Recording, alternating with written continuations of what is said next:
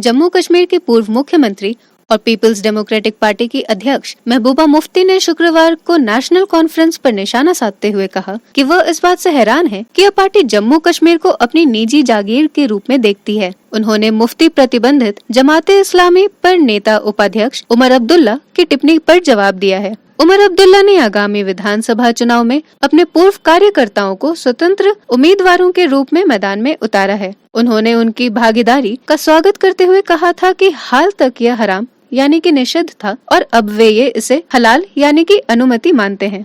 आइए जानते हैं महबूबा मुफ्ती ने मीडिया से और क्या बातें कही है। नहीं, देखिए, मुझे हैरानगी होती है कि नेशनल कॉन्फ्रेंस जम्मू कश्मीर को अपनी सल्तनत समझती है कि ये जो हराम हलाल का सिलसिला तो उन्होंने शुरू कर दिया। 1947 में जब मरहूम शेख साहब को पहले चीफ एडमिनिस्ट्रेटिव ऑफिसर बनाया गया जम्मू कश्मीर का और फिर हिंदुस्तान के साथ जुड़े, तो तब हलाल था इलेक्शन। जब वो वजीर आजम बने तो तब हलाल था। जब वजीर आजम से उनको हटाया गया तो फिर इलेक्शन 22 साल के लिए हराम हो गया। 22 साल तक वो राजकुमारी की बात करते रहे। उसके बाद 75 में वजीर आजम से वजीर आला बन गए, फिर इलेक्शन हलाल हो गया उनके लिए।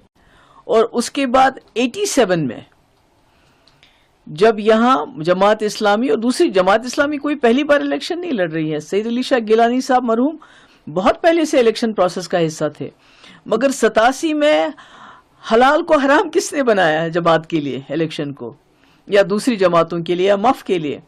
तो जब 87 में नेशनल कॉन्फ्रेंस ने धांधलियां की इलेक्शन में, क्योंकि वो नहीं चाहते थे कोई तीसरा फोर्स सामने आ जाए, क्योंकि कांग्रेस को उन्होंने अपने साथ मिलाया। तो जब तीसरा फोर्स सामने आया माफ की शक्ल में, तो उन्होंने धांधलियां की, जिसकी वजह से जितनी भी और जमातें पॉलिटिकल प्रोसेस का हिस्सा बनना चाहती थी उनके लिए उन्होंने इलेक्शन के दरवाजे हमेशा के लिए बंद कर दिए।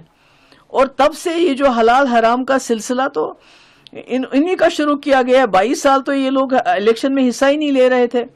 कह रहे थे हमने राजकुमारी करानी है, हमने जम्मू कश्मीर को आज़ाद करना है, हमने पाकिस्तान के साथ जाना है और इलेक्शन लड़ना हराम है। तो मुझे बड़ा अफसोस है कि अगर जमात इस्लामी इलेक्शन लड़ना चाहती है, बहुत अच्छी बात है। जमहूरियत ख्यालात की जंग है और इसमें जब जो चाहे आ सकता है। और उनको, मैं तो सरकार से ये भी कहती हूँ, उनका बैन हटाया जाना चाहिए। उनके जितने भी इंस्टीट्यूशंस हैं, एसेट्स हैं जो आपने फ्रीज किए हैं, कन्फिस्केट किए हैं, उनको डीफ्रीज किया करना चाहिए, उनको वापस करना चाहिए। तो ये बड़ा अफसोस वाला बयान है ये हलाल हराम इलेक्शन को के बारे में कहना। तो मुझे लगता है ये नेशनल कॉन्फ्रेंस का ही है, उन्हीं का है ये कॉल रहा है कि जब उनको कुर्सी मिलती है तो इलेक्शन हलाल हो जाते हैं, जब कुर्सी छूट जाती है तो इलेक्शन हराम हो जाते हैं। शुक्रिया।